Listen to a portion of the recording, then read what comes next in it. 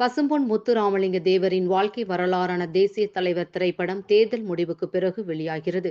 தலித் அரசியல், இமானுவேல் சேகரனின் கொலை உள்ளிட்ட மர்மங்களுக்கு திரைப்படம் வெளியானால் விடை கிடைக்கும் என படத்தின் நாயகன் பஷீர் பேட்டி.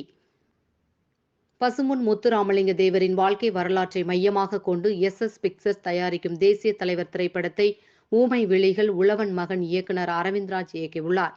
இப்படத்திற்கு இசைஞானி இளையராஜா இசையமைக்க ஜே.எம்.பஷீர் முத்துராமலிங்க தேவராகவும், பாரதி ராஜா, ராதாரவி, பிரபு உள்ளிட்ட நடிகர்கள் முக்கிய கதாபாத்திரங்களில் நடித்துள்ளனர்.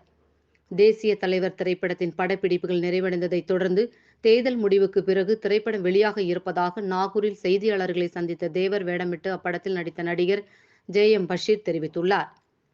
செய்தியாளர்களிடம் பேசிய தேசிய தலைவர் திரைப்படத்தின் நாயகன் ஜே.எம்.பஷீர் கூறுகையில், பசும்பொன் முத்துராமலிங்க தேவரின் அரசியல் வாழ்க்கையை திரைப்படமாக கொண்டு வந்துள்ளோம். தேவர் ஒரு சித்தர் என்பதால் கடந்த 3 ஆண்டுகளாக சித்தர் போல என்னுடைய வாழ்க்கை முறையை மாற்றி இந்த படத்தில் நடித்துள்ளேன்.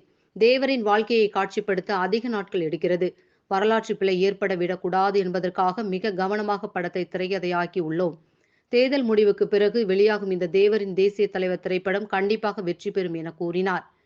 இந்தியாவில் உள்ள 20% இஸ்லாமியர்கள் மோடி அரசுக்கு எதிராக உள்ளோம்.